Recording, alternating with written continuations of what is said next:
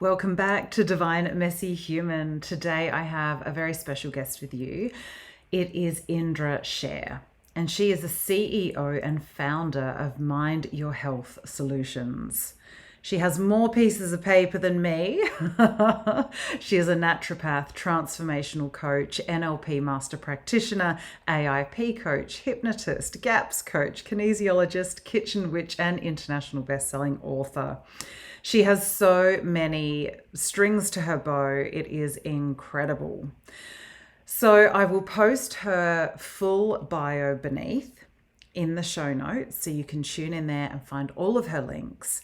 But in summary, Indra is a former perfectionist in recovery with a master's in self-criticism. Constant replaying of traumas and self-criticism fueled her high-functioning anxiety, gnawing away at her health. She crashed and crashed hard.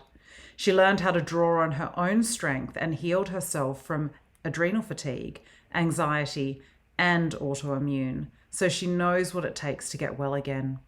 Indra's mission is to take the best from her own health experience, university training, clinical research, decades in clinical private practice, and coaching clients to provide you with mind, body, and spirit healings.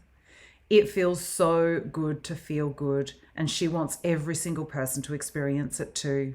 Her intention is to empower you in all areas of your life, your health, mind, and body, to step up and to help you fall head over heels back in love with your favorite version of you. In her rest time, she spends most of her time swimming, bushwalking, and cooking with her soulmate of 30 years and multiple lifetimes, and her fur babies.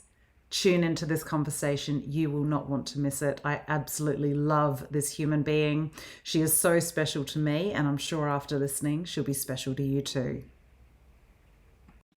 Thank you so much for rejoining us at Divine Messy Human, the podcast. Today, I have my gorgeous friend and naturopath, Indra Share, with me. So, welcome. Thank you. Thank you for having me. I'm excited. I am too, because it's your first podcast. So, It's I my get to very be first your podcast, yes. virgin experience, which I'm very excited about. Yeah. Well, thank you for being my first. Awesome. So, talk a little bit about the journey that led you into naturopathy, because I know, I mean, as Mm. with all of us who end up in alternative health and natural therapies and all of those, it tends not to be a very linear journey, and it's not always the easiest path we could have walked. So, how did you find naturopathy? Um, wow. I guess for me, I kind of look, I've done so many different jobs, and at the time when I kind of went into naturopathy, I was a chef and I was doing the very chef lifestyle, the crazy hours, the partying hard, the kind of being up when everyone else is in bed, all of that kind of stuff. And as often happens in that kind of world, I ended up with glandular fever, toxoplasmosis, and a few other things. And now, kind of in retrospect, I kind of realized that I had completely burnt out and hit that adrenal kind of crash. But back then I was just like, why am I so tired? Like, best I have 20 coffees and get on with it. So at that time, I was looking for something to kind of make me feel better, really. Um, I lived near Victoria Street in Richmond, and for those that don't know that, there's a lot of Chinese medicine kind of community there.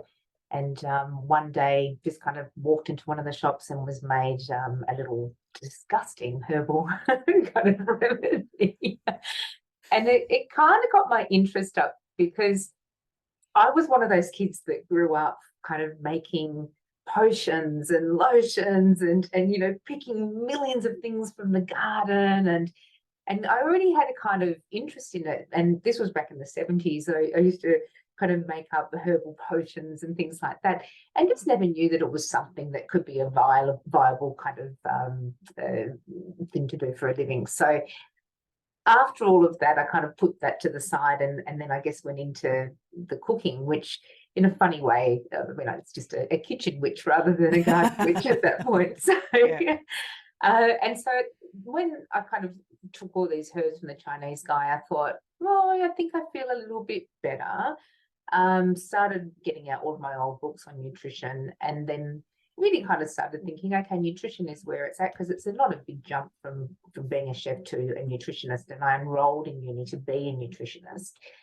And then within about 3 months, realised, because it was a college that offered nutrition and naturopathy, within that 3 month period, just kind of went, but the herbs, the herbs.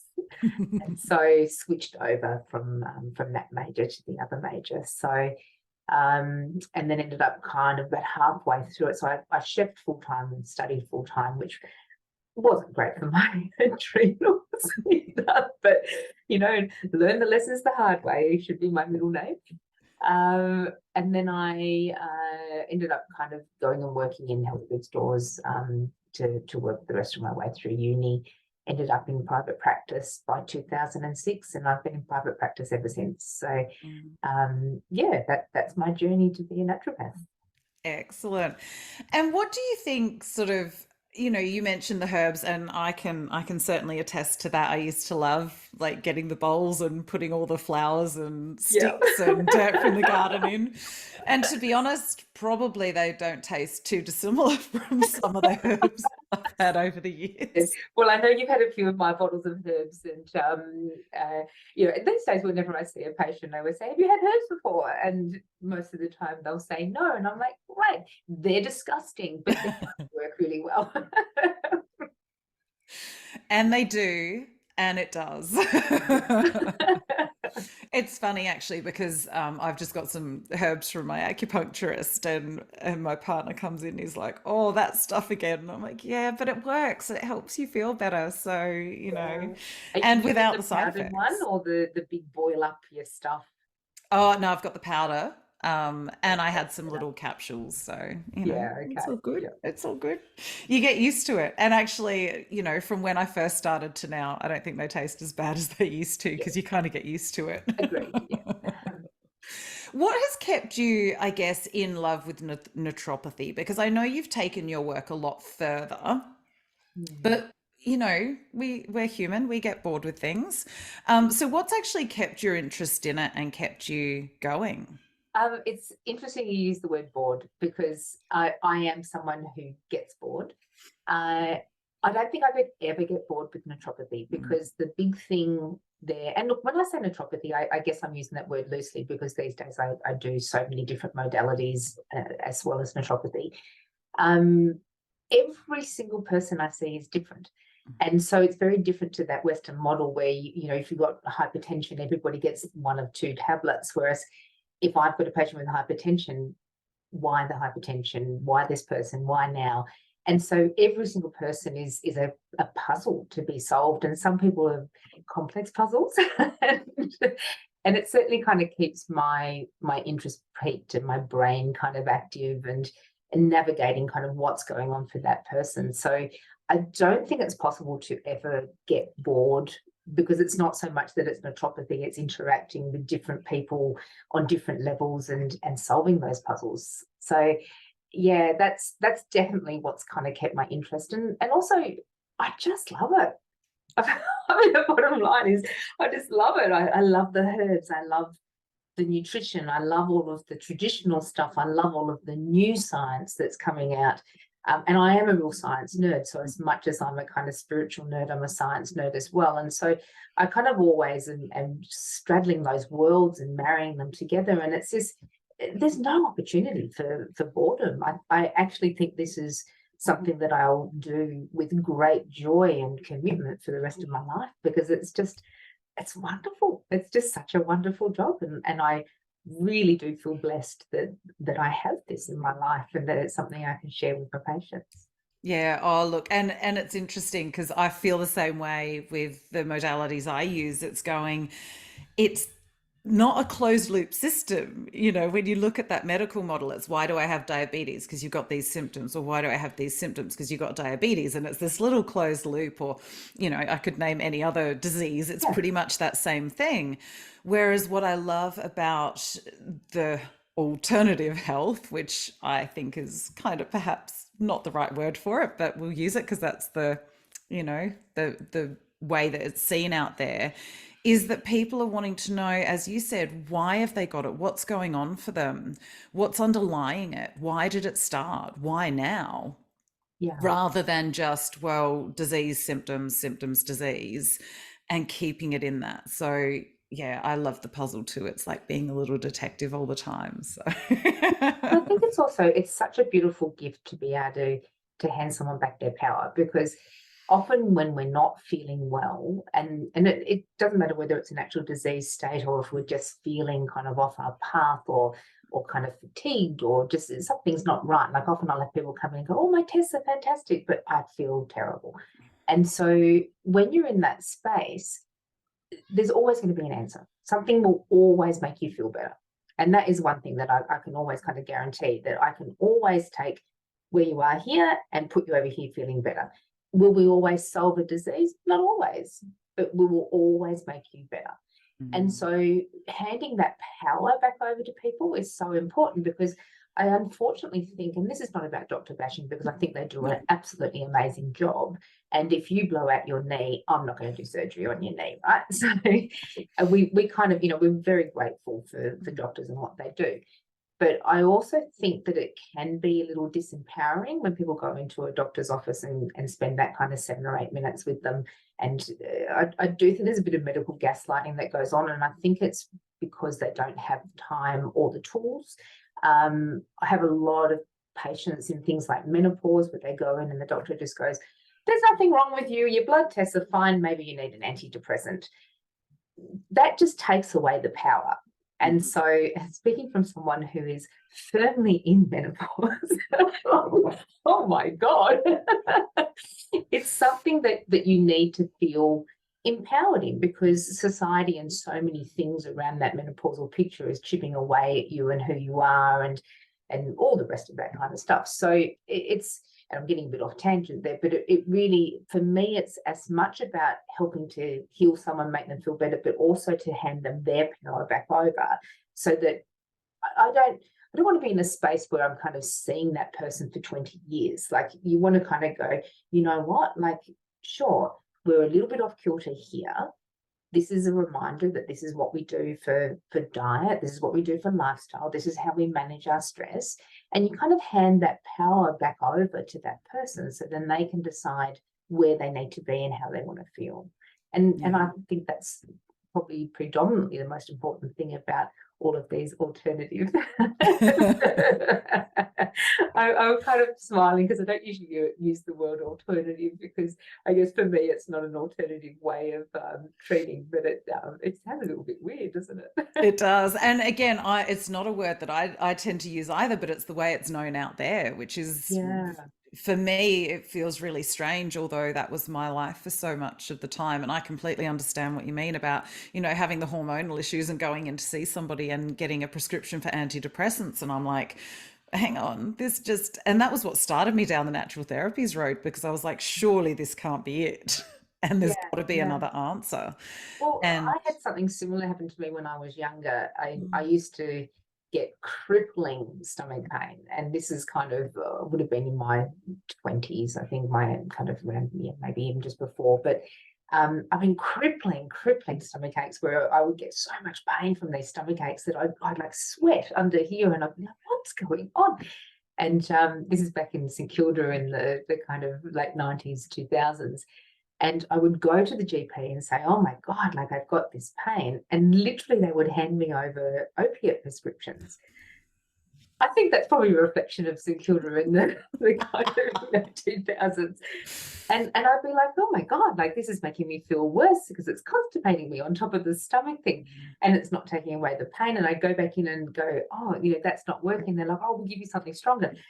And it was just bonkers. And so, of course, it didn't work. So I stopped taking it. And then it wasn't until I was at uni studying to be a naturopath and I was doing an assignment, and I was like, oh, I think I'm a celiac. And never once had any doctor offered to test me, listen to what I was going through. And as soon as I did this assignment, I went off and got tested. And oh, yeah, was I a celiac? I was a raging celiac. And so I'd spent all these years completely destroying my stomach and creating this massive inflammation in my system, and just being offered opiates to deal with it. So, and look, it was during a time where there wasn't as much kind of knowledge around gluten and celiacs and things like that. But just as an example of doctors kind of going, oh, what's my toolkit? I've got like about 5 quick medications. I'll just give them that because it's easier than sitting down and kind of going through it systematically. And again, there are some very good doctors. I've got a very good doctor. Yeah. So, yeah. And I think that's, what we were talking about before we started recording. There are amazing people in pretty much every profession. Yes. And there are also less than amazing people in pretty much every profession. And it's finding those people that you resonate with, that will listen to you and that you can connect with on multiple levels, so that you actually feel like you're being seen and heard, and that you've got a path forward. And I love that you talk about empowering your clients, because that for me is the biggest difference, is allowing them to have the tools. And it's a go fly and come see me when you're ready for either the next evolution or that next step up or whatever it is. It becomes a bit more of a as and when, rather than you need to see me every fortnight for the rest of your life or whatever it is. Well, that's right. That's right. And look, I think too, people have different needs. And certainly my patients do. I have a very, very varied selection of patients. And some of them are there for kind of, working on one specific program's a funny word, problem, I should say. And it's kind of like from here to here and done. There are some people that come to me for more energetic work and kind of counseling work and things like that. And so I understand that they are accessing me a little bit kind of longer, I guess would be the thing. And it's not that they're not sitting in a space of power, because as they kind of learn and do this work, they are able to kind of empower themselves in many different areas within their life. But it does boil down to what the need is. And I think the more that we kind of sit in and connect with what we need and work through that, the more we're going to kind of lift our kind of vibration, and then we will connect with the people we need to take that next journey. I kind of often think too, like sometimes you might see someone for a little while and then they just don't resonate with you anymore because you've done that work that needs to be done. Or, sometimes I've seen patients and I might see them once or twice and then they don't come, and you think, gosh, what did I do? And a funny story, I had a woman come in once long time ago, and she said, oh, you saw my husband 3 years ago. And I said, oh, great. No memory of this person at all. And I just kind of went, oh, yes, he was lovely. And I'm thinking, oh, I don't know. And she goes, you changed his life. You absolutely saved his life. He was absolutely, like, he was heading towards a heart attack. He was overweight. He was stressed, all this kind of stuff. And I'm thinking, oh, good on me. And I looked him up after she left. He came once. Wow. Once to see me. And I had just thought, oh, well, he didn't connect. That's fine. But unbeknownst to me, this guy had gone off in his merry way, and every single thing I had told him, he put into play. And she was telling me he'd be at barbecues like 2 years later, and everyone's like, oh my God, you look amazing. He goes, oh, this naturopath I saw. And that was a really good lesson for me, because I thought, well, yeah, sometimes our job is just to plant that seed and to give that little bit of kind of energetic push to somebody, and then they can take it from there. And so rather than kind of going, oh, okay, well, it didn't land, he didn't like what I had to say, quite the opposite. And so again, really, really good lesson for me to remember that sometimes along a person's healing journey, it really is just a small little input that we need to kind of do for very profound change. Yeah. And because I'm a big doer, shall we say? So for me, I'm kind of like, I'm wanting to do the big things and see the big changes and all that kind of stuff. So it's always a kind of really nice, humbling reminder for me when I can see that it's actually just some small stuff that is very life-changing for someone.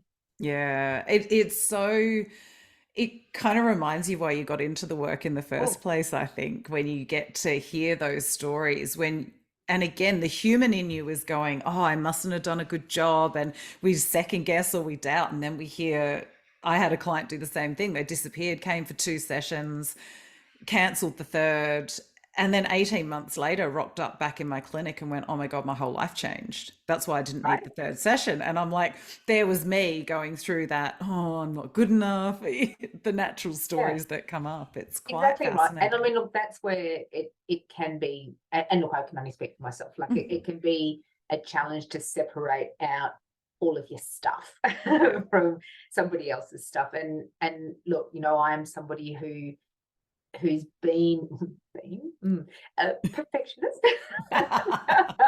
Recovering. That's why I always say recovering. Well, you know, I thought I was recovering, but I went to a seminar recently, and there was a science-based questionnaire for burnout, and I'd been a little bit tired, and I thought, well, maybe I'm a bit burnt out again, and I did the questionnaire, and which I passed with flying colours, and I was like, oh, yeah, look at me. And then there was a perfectionism questionnaire, and I was like, oh, please, I've worked through that. Oh my God, I got like 90%, and I was like, holy Cluedo, I've got to do a bit more work there again. And it actually did take me back, and I thought, yeah, okay, like I am somebody who grew up with a very low self-esteem, you know, tying myself up in knots with being a perfectionist. And I guess your story is always your story. You just work through it and get more tools to kind of deal with it, but then things will come up and trigger you where you'll kind of fall back into that story again. And so for me, I've got to always kind of watch that I'm not falling back into that kind of low self-esteem, perfectionism kind of type piece. And that's where my ego can be fragile, where I'm like, how come that patient didn't come back in, or, you know, anything like that. And in reality, it's got nothing to do with me from that point of view. Yeah, so separating out my stuff from their stuff, and always reminding myself that I'm not having to sit in a space of being responsible for my patients. I facilitate their own responsibility is the other thing that I need to kind of say to myself when I'm falling back into that perfectionism piece. And what a marvelous thing to be able to do for someone, where we're going, I'm facilitating your own self-responsibility, because that's where your growth is going to be. And that's why I changed my title to facilitator, Yeah, because cool. facilitate actually means to render easy. And what we're doing is giving them the tools, and we simplify them as much as possible, because we're the ones with, I guess, that knowledge that they're seeking. So how do I make that accessible and implementable for my clients so it doesn't feel like more stress? Because let's face it, most of our clients are coming to us because they're stressed, and we don't want to add stress to their life. So how do I simplify that and give it to you in bite-sized chunks that you can then take away and implement? And I love what you talk about. There's a couple of things that I guess come to mind. One is that I always suggest to people before they go and see anybody that those people are doing their own work, because as you say, us delineating what's mine, what's my client's, and leaving our stuff as far away from the session as we can, Yeah. whilst bringing in, because we learn through stories and we're metaphorical creatures, so we will bring in the stories that are needed to illustrate points for them, but leaving our stuff to one side, and also not creating that codependent relationship where it's I will fix you. It's not about that. It's I will give you the tools so that you are empowered enough to go and walk your journey. Because let's face it, we're not going to be there 24/7. They're going to have to navigate 100%. life without us.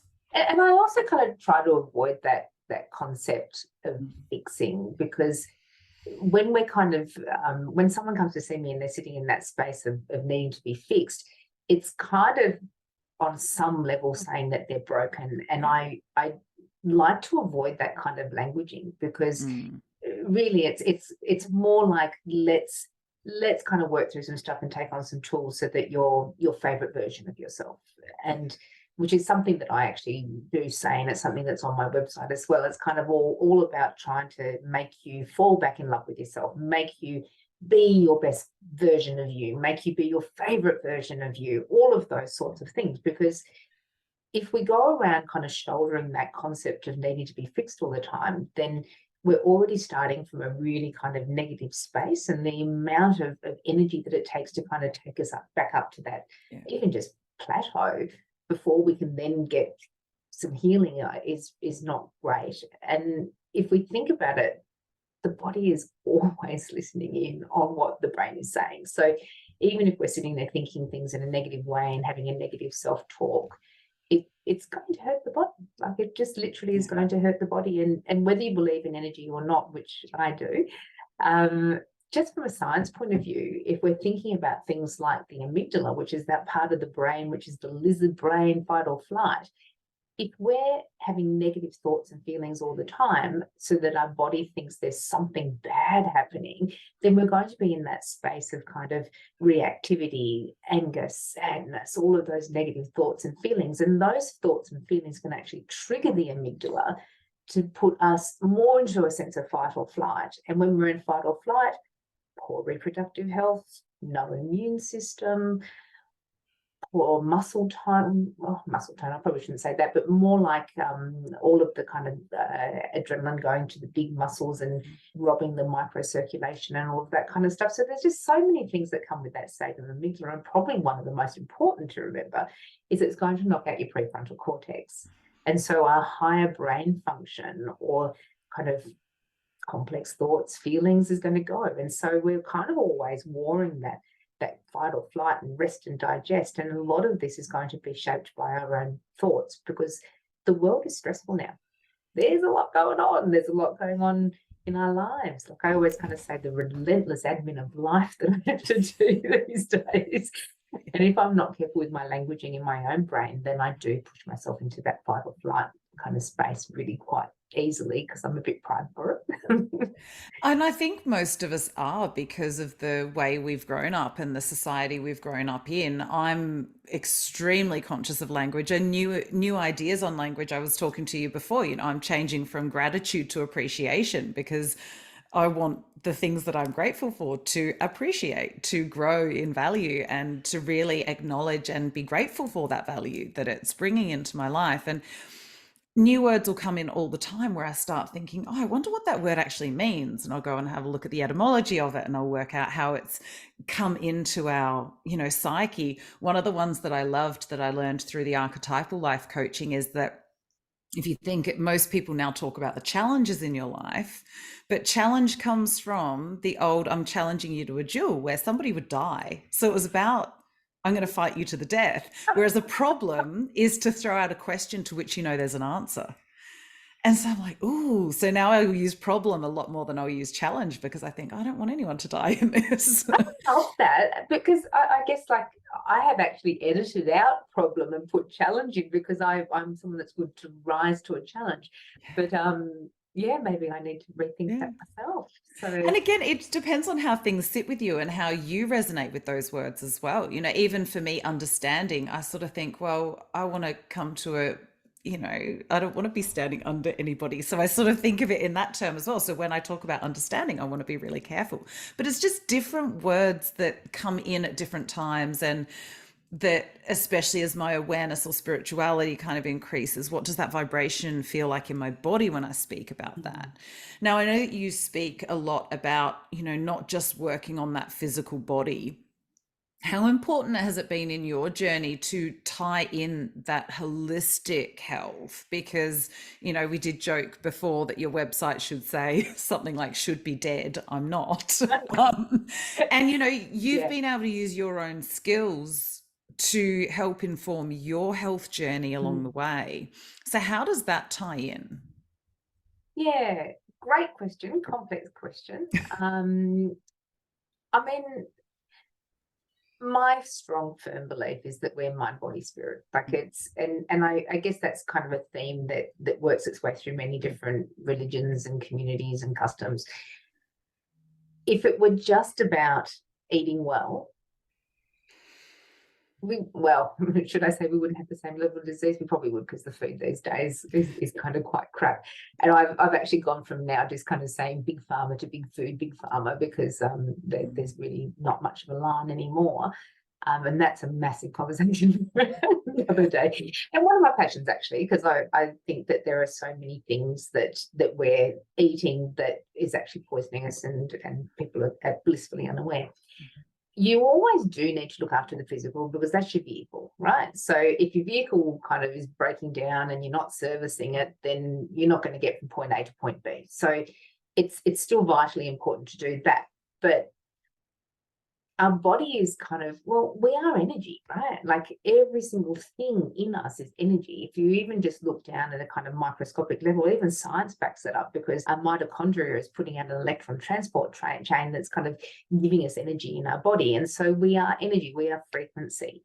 And if we're looking at energy and frequency, that's where we're getting into kind of spiritual and emotional and all of those sorts of things. And so to kind of vibrate with that frequency, we need to encompass it all. We can't just kind of, pop a pill and kind of, pop a vitamin and hope for the best. It really needs to be all of it. So I'm just trying to remember where I would have got into that kind of stuff. I think, again, it's something that I always kind of used to access even as a teenager, reading up on kind of energy and things like that. It's actually a really good question. I'm trying to remember when I started to bring that really committedly into what I was doing. I mean, I think if I think back at uni, we did a lot of homeopathy and flower essences and things like that, which are very kind of emotional, vibrational treatments. Acupuncture itself is kind of a vibrational, energetic treatment as well. There's a Korean group that have just proved that meridians exist. They've been able to image them. Yeah, there's actually a couple of science papers that have been released in the last little while, which is very exciting.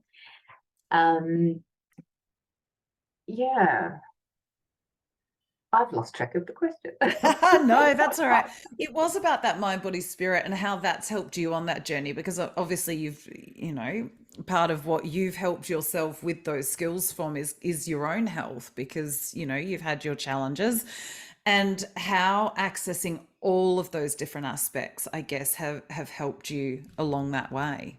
Yeah, I mean, I think I started like a lot of other people do with kind of bringing in meditation and things like that. And look, meditation is fantastic, and I still set that as homework for a lot of people.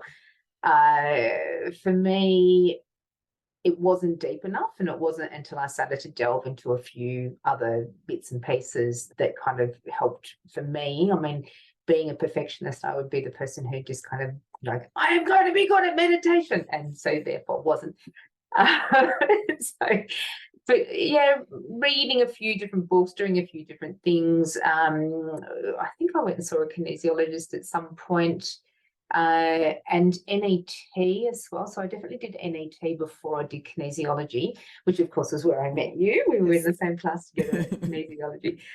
And just, I think it's just like a learning process. Like we're all big onions, and so you kind of learn, you take off one layer, you do one energetic layer, you realize the next thing underneath. And having kind of all of those epiphanies, I've had a lot of traumas in my life, and a lot of kind of very negative experiences, I guess I should say. And it just wasn't clearing without delving into something else. And so rather than kind of sitting in the space of going, right, I should be on antidepressants, which of course were offered to me from my doctor, I thought, no, like I'm not depressed. I'm trying to kind of do something with all of this giant trauma that I've got here that I actually just don't know what to do with. Like, it's just kind of sitting there. Like, how do I address it? I talked to a psychologist, and I thought, well, I'm talking about it's not helping me. In fact, it felt like it was re-traumatizing me. And I thought there's got to be a way to release that trauma. I mean, I said before, we will always be the sum of all of our experiences. But as we go through life, we get tools to deal with it when we have to kind of, or when we are taken back to sit in that trauma space. And so, yeah, it was just a natural progression for me, kind of going through and seeing and doing all those sorts of things and getting really interested in it. I mean, I'm a hypnotist, an NLP master practitioner, NET, kinesiology, a few other kind of interesting bits and pieces. And so I kind of bring that in with my patients, and I'm always kind of sitting and trying to go, well, where's this person at? what simple thing can help them to unlock and release some of this kind of space. So it just felt like a natural progression, just starting to kind of bring it in after I'd experienced some really good shifts myself.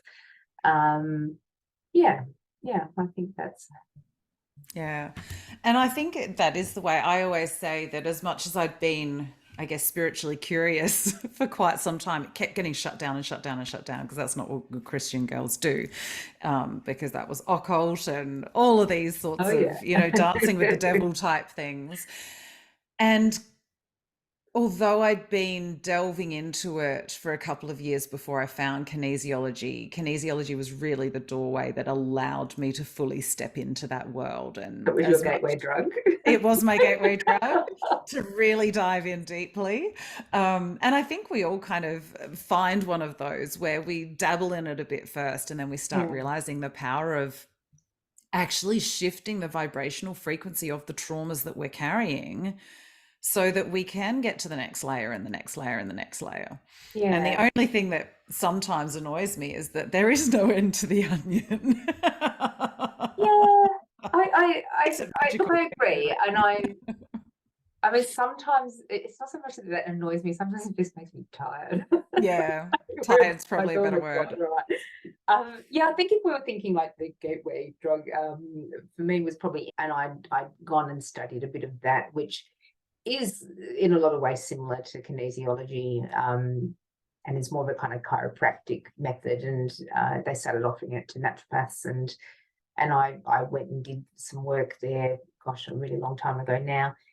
And it was good. It was a simple version of kinesiology. And obviously what we learnt was a lot more complex, and you've gone on to do a lot more study than I did with the kinesiology, so yours has gotten even more complex. But I've done the NLP after that, and there's facets of that I really love now as well. And I do a bit of kind of timeline work with my patients, and I actually found that to be very pivotal to some shifts that I had by doing what's called like a breakthrough, where you do very long kind of intensive days of timeline and work. And I actually will say that had completely shifted some of my triggers. So I saw this thing the other day, and I'm absolutely in love with it. So like we all talk about triggers, and I hear people say trigger all the time. And I saw the new concept of glimmer. And yes, I love that. I love that. And so I kind of get out down to the beach and swim more. Oh no, I'm all frozen in the most flattering. You're back. I think I'm going to try and get out, do my cold water swimming and walking the dog first thing in the morning, and I do the glimmer thing, but now I've got a word for it, and I love it. I think it's such a marvelous thing. Finding a word for it was really magical for me as well, because again, it's that reticular activating system, part of the brain where we're so used to being programmed towards the negativity. And I noticed the more of my traumas I cleared, and the more of that, somatic held stuff that was released from my body, the more I would naturally start looking for more magic and wonder and awe and beauty, and looking for the good stuff in life rather than, the less than good stuff. And finding that word was really exciting for me too, because talking about triggers and activations all the time is like, oh, it's good, but can we start focusing on something else? So and there's something kind of like sparkly about the word, which I really like as well. So I'm enjoying using that. And so every time I kind of something happens and I'm like, oh, I'm triggered, I'm like, but what's my glimmer? And it's a nice kind of balance there. Yeah. Oh, definitely. I love that. I really, really do. So when you're looking at, obviously the work that you're doing now, where do you see it developing? I know that you've got a couple of exciting things in the pipeline. So do you want to talk a little bit about that? Yes. Love clinical practice, and I think I will always be in clinical practice because I do love that kind of one-on-one aspect. I'm at the moment putting together some kind of course type things, and I'm working on my energy course at the moment called Exhausted to Unstoppable. and I'm loving it. It's so far, I'm really proud of it, and I just think it's going to have so much value for so many people. So it's kind of reflective of a lot of the journey that I've been through. My health journey has been quite spectacular. And as you said before, should be dead. I was told I was going to die, so it was spectacular. And obviously, I don't think that it's just for people that have been through something that I've been through. But after being through my stuff, my energy was so bad. I literally, like, my pain, my energy, everything was just monstrous, and I really struggled to kind of get through the day. So I ended up having to do a lot of deep diving into how to get my energy back, how to reset myself, how to kind of go through all of that type of picture. Lucky for me, menopause came along at around the same time, because I didn't have enough to deal with back then. All of those other things that happen in menopause, like suddenly you losing your kind of metabolic flexibility and not being able to sleep, and all of those sorts of things came crashing in on top of what I was already dealing with. So put on about 15 kilos, struggled to get out of bed, my stress levels went up again. I was getting pain from all of that kind of autoimmune disease that I was dealing with. And I learned a lot of good lessons. I made a lot of mistakes, which for me, I mean, is actually fantastic, because the people who come and do this course with me, hey, I made all the mistakes, so you don't need to. That's what I say. I can now reverse engineer because I did it the hard way. Oh, yeah. So I I actually think more that direct line. wherever my soul was kind of sitting between this life and the last one, I must have looked at the contract and gone, what if I do 20 lives worth of bullshit in this next life and then skip on to something really good after that? And they were like, do you really want it? Yeah, I think I do. And then I signed off on it. And then that's probably why I cried for the first 6 months when I was born. Yeah. What? What was I doing? What was I thinking? I often say that. I think they slipped it under my nose when I was distracted up there, and I just signed. And it wasn't until I actually became a human, I was like, what did I sign up for? As I say, if you've got a trauma, t-shirt, I've probably got one similar size, similar style. Yeah, I think I've been through most of them. Yeah, same. I've collected quite a few things. And these days I'm kind of like, you know what, universe, I think I've experienced enough of them now to just get the general idea. I think I've got the knowledge that I can just apply to everything now. So you could probably stop handing me things to do. Yeah. When does that ease and grace come in? I'm sure it's about due. Oh gosh. It must be after menopause. Oh, don't tell me that. I've got a couple of years to go. Yeah. Oh, mate, I tell you what, menopause, even though I have treated people for years and been around it and all of that kind of stuff, when you actually go into it yourself, I actually felt like I should ring up all of the women for the last 20 years and go, shit, sorry, I didn't realize I was that bad. It's actually monstrous. And look, occasionally I'll get women that are like, oh, I just sailed through it. And I'm like, oh, my people. I don't have that t-shirt. It is actually not fun. Manageable, and again, I'm learning a lot about menopause and the practical aspects of it, and what herbs work for me and what herbs don't work for me, and all of those sorts of things. But I guess it is, from a non-joking point of view, a very pivotal kind of life change. And so not only is your body doing some very surprising and weird things, and really, I'm not joking about that. There's also, what kind of caught me off guard with it was, in our society, we don't value the older woman. And so there are times within that menopause journey where all of a sudden there are moments you feel old, and I'm like, wow, I don't know if I'm ready to be old yet. And it's very interesting, because in other kind of communities and in other times, we've valued the crone. Not that I'm ready to call myself a crone yet, but we've valued the older woman, but not in a Western world. And so there's that kind of aspect of you can almost become invisible, and that has been a little bit kind of an interesting journey as well. And it's not just something that I kind of have gone through at times, but I see it in patients as well. And yeah, it's interesting, and it's a time of great change, as it should be. I mean, it's kind of the grand finale of our whole. Well, one of the lovely things that I've been taught by one of my beautiful mentors is that there's now that fourth stage of womanhood, which a lot of people still go to the triple goddess, the maiden, mother, crone. But because we're now living so much longer, there's a long time between finishing that mother stage and really getting to crone. And what they're calling it now is Marga.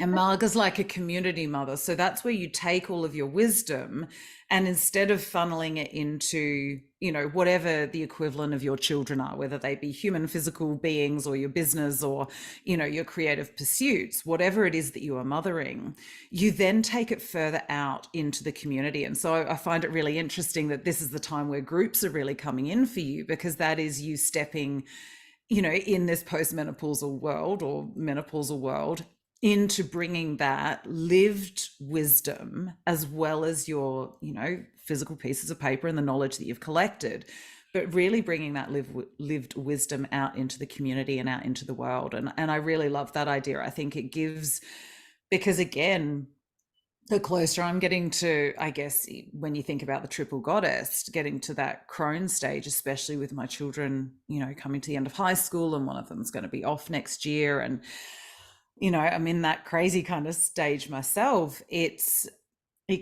feels nicer to think about doing the community mother, the Marga role, and Yeah. leaving crone for a little bit. Yeah, no, I love that. I actually haven't heard of that one before, and I'm so used to that kind of triple goddess concept. So yeah, I like that. And you're right. Like I think we live so much longer now. Yeah. So we can't be a crone for like 50 years, right? No, we can't do that for half our life. And the way Yeah. I look at it, and this is just for me, is the Marga part is about where we are still able and active to go out to the community. The crone becomes where the community comes to us.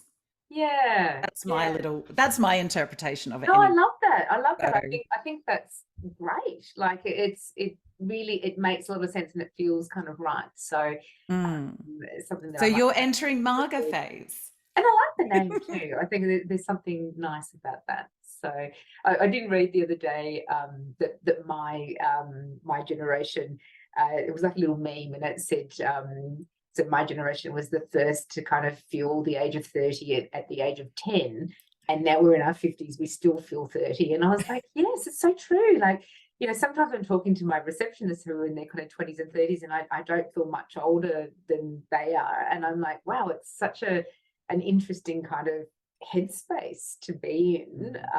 And so, yes, I do think, and I think because like we grew up in that generation where, like our parents were kind of, drinking or whatever. And we were like, just leave the house, come back with the street lights.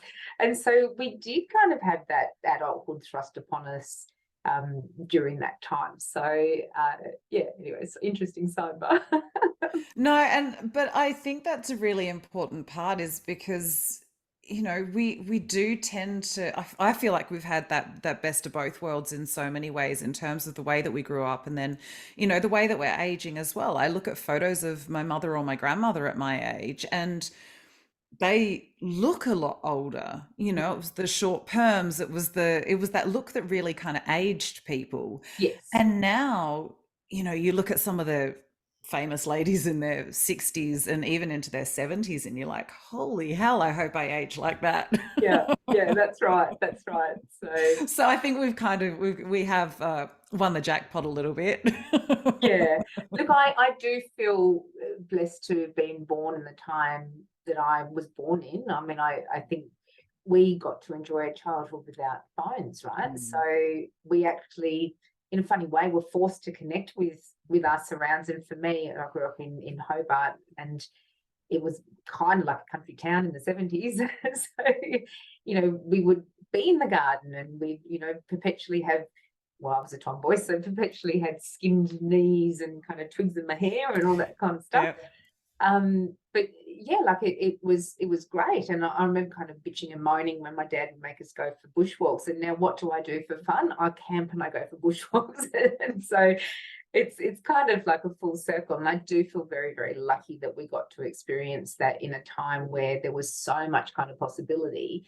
I think we're in a little bit of a funny time now, and I have quite a lot of really beautiful younger patients that are struggling mentally and trying to find their kind of way in the world. And I think it's a little more confusing now. We've become very much a global community, which is terrific in some ways, but then we're also kind of shouldering the burden of so many things that we really don't need to know about. Like, one of the first things I do is ban people from watching the news. So because realistically, like, what are you going to do about bad news from the other side of the world or even from another state? Like, I don't watch the news myself. No. I came into a room the other day, it was on, and it was horrendous. And I thought, wow, why do I need to know that there's been a car accident and a this and a that, and having an emotional response to that? And then what am I going to do? How am I going to action that? How am I going to throw off that kind of feeling? I'm just going to get left with that kind of like feeling. And I think that the children now have a lot more of that kind of input. Like, it's just such a constant kind of feed of bad news and really lack of connection. And I kind of feel for them in that space. So yes, I feel very lucky to have been able to experience time that I grew up in. I love that you mentioned that about things like the news, because I literally just had that conversation with my partner on the way back from the beach, because he was telling me about something that was happening in China or whatever. And I said, this is why I don't turn it on. This is why I don't want to know. And this is why sometimes when you're talking to me about it, I shut down the conversation. It's not because I don't want to hear you speak about things that are you're interested in. But what happens to me is I feel my vibration lowering and matching that low vibration, and I don't want to be there, because what I want to be doing is uplifting the people that I touch, that I come into contact with, that that cross my path, even if it is just the people I smile at on the beach or give a hello to. I want to be in that higher vibration state, and hearing all of that stuff really does have a physical effect on me. Oh, And 100%, 100%. And look, I remember doing a seminar, God, I think it was probably even about 20 years ago, because can you imagine how different the data for this would be now? And one of the things they were pointing out is that compared to somebody in like 1920, we get in one day the amount of news they would have had in a year. And I'm like, that's actually really full on. And so if you think about that over a kind of longer thing, we're dealing with what somebody would deal with in a lifetime, probably in about 12 months. My math isn't great, but so go with me in that kind of theory. But we're just having to process way too much stuff. And it's not all important to us, but it's been made to be important to us. And that whole thing's the same way as kind of horror movies sell. It triggers emotion, and those amygdala emotions that we were touching on before, with the kind of sadness and the anger and the fear, they're so primal, and they're the ones that will trigger first because they're designed to keep us safe. And so therefore, when you watch a horror movie and you're getting that response, and you're going to feel that kind of rise up of all of your stress hormones, it's a very real physical response, and it makes you feel something. And so for some people, it can get a little bit addictive, because they're like, oh, I can feel that. It's amazing. But do we really want to sit in that space all the time? And like, I remember, and I would be making up the time, but maybe 10 years ago or whatever it was, they started to advertise the news. So you would actually see the ads in between TV shows about the news. You would see buses go past advertising the news. And it's like, well, if you're advertising the news, it now becomes a product. And so if it's a product, what are we really buying?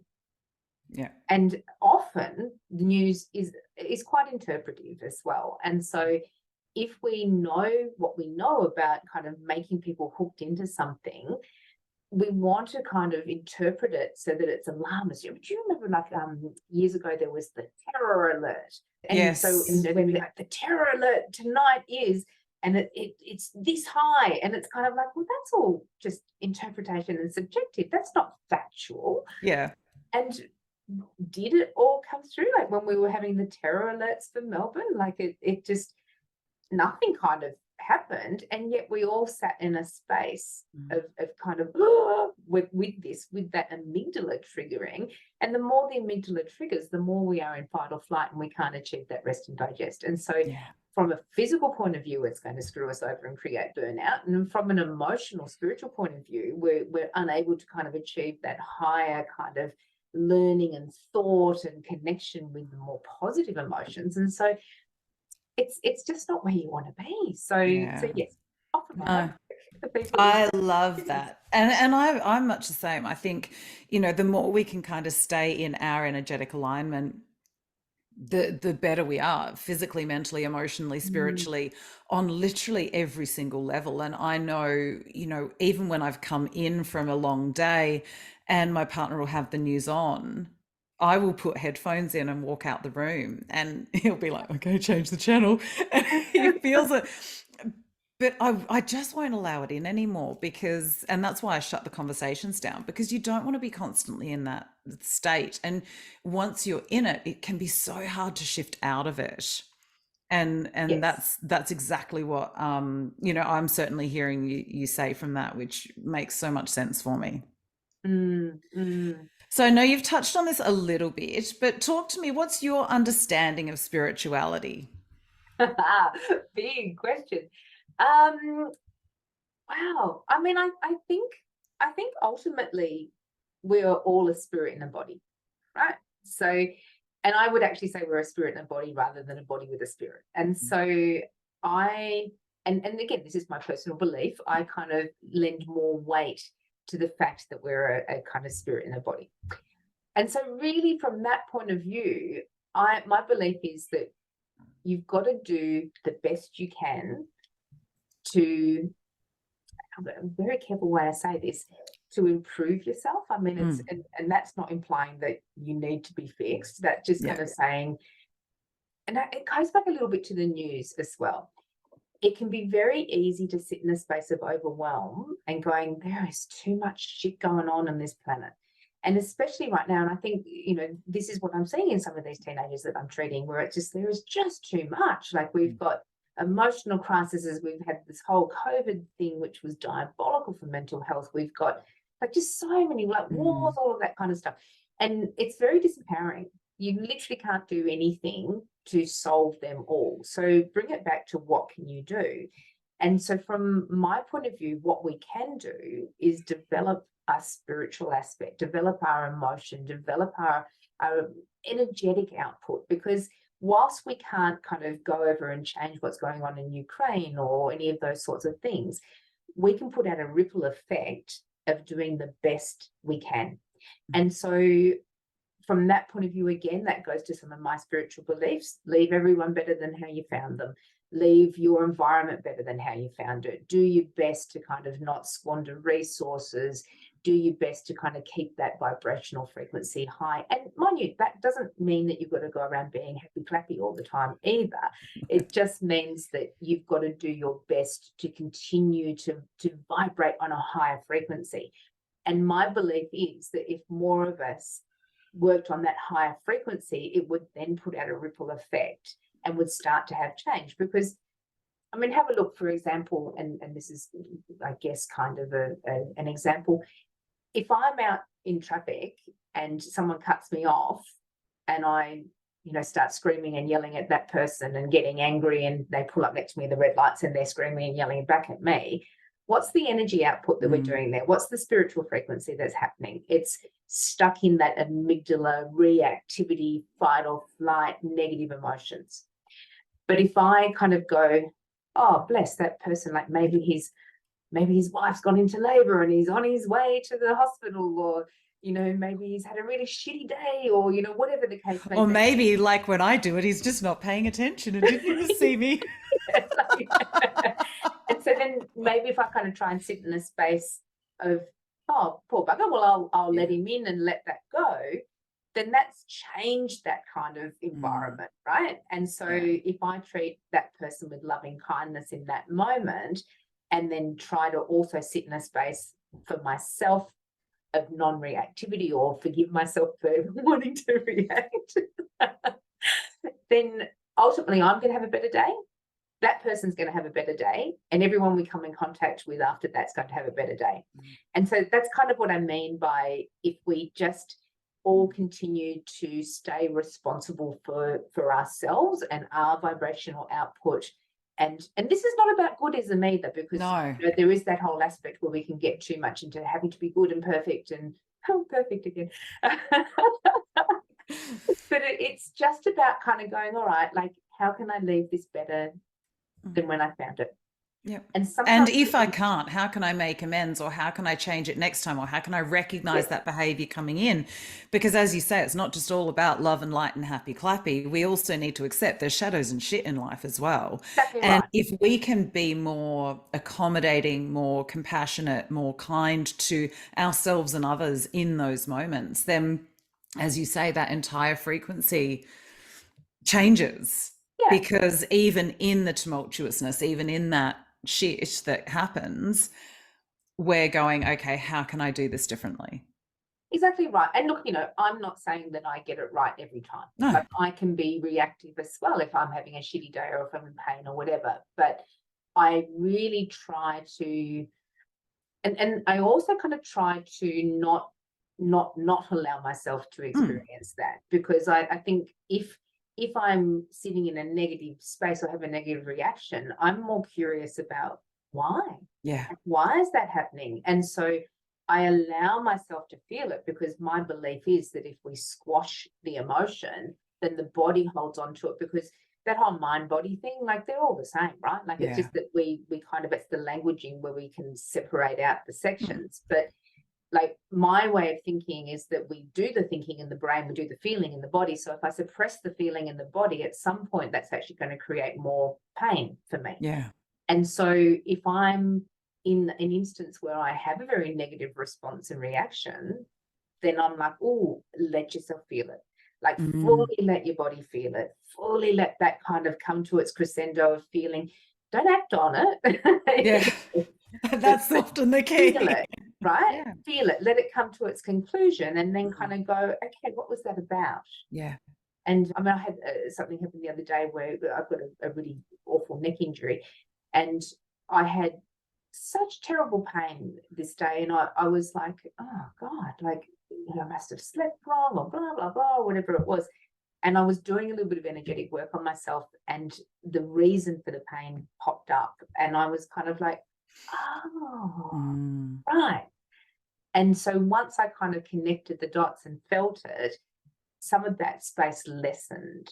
And so, yeah, I'm getting a bit off track again. I get off track. No, but it's not, because what you're actually addressing is that, what the podcast is called, that divine messy humanness. It's things will get messy, things will get get out of kilter, and it's, how do I bring that back? How do I go within myself for the answer first, and try not to emotionally vomit over everybody else? It's having when I think about responsibility, it's having the ability to respond in a much healthier, more productive way to what is going on and what is thrown at us. And so I don't think it was off track at all. It was that good explanation of, we are human, and we have to acknowledge, accept, and have kindness for that human self who is here to experience a 3D reality, who is here to experience contrast and the good and the bad and the right and the wrong and the ugly and the painful and all of the stuff.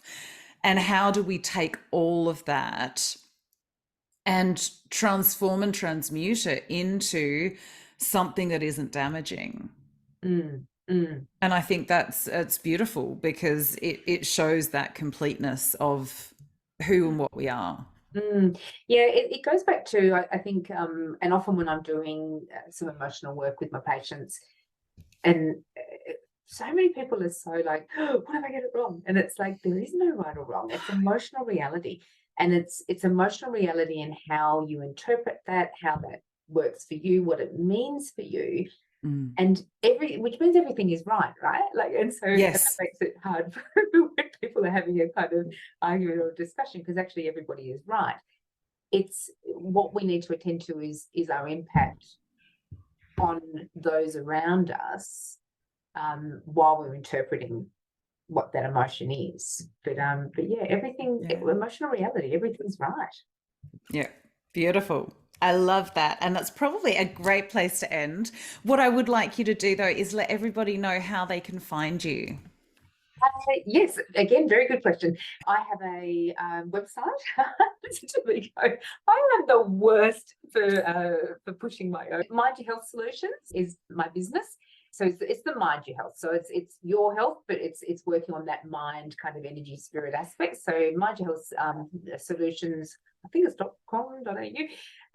That's all right. You can send it to me and we'll put it in the I will notes. send it to you. It's absolutely. And I don't really hang out as much as I probably should, but I do hang out a little bit on my Instagram account, which is, I think it's Indra Share at Mind Your Health Solutions. I will send you that as well. They're probably the two best places to connect with me. And certainly if you sent me a message on the Instagram account, then I would get an alert and I'd be able to respond to that if you needed to ask me anything. And I will be on LinkedIn soon. Just haven't been yet. I'm not very good at being a grown up. It is the hardest part of running a business, I must say, is constantly being out and doing that. So, yeah, I completely get it. Yeah. And look, I do practice in Moonee Ponds as well, Moonee Ponds Natural Health Clinic. So I do some one-on-ones there, but the exciting thing that's going to be coming out is my Exhausted to Unstoppable Yes. program. So yes, I'm very, very excited for that, and you'll find the information for that on the online. Oh, fantastic. Thank you so, so much for joining us today. I really, really appreciate it. And you. Thank you, my lovely. You too. And it's been fun. I've forgotten that we're talking to a broader community because I don't know. I always think of you as the person that I should never sit next to in class in the right time, which I think All too we've true. got into trouble for a few times. Okay. Thank you so much. We'll see you soon. Yeah, thank you.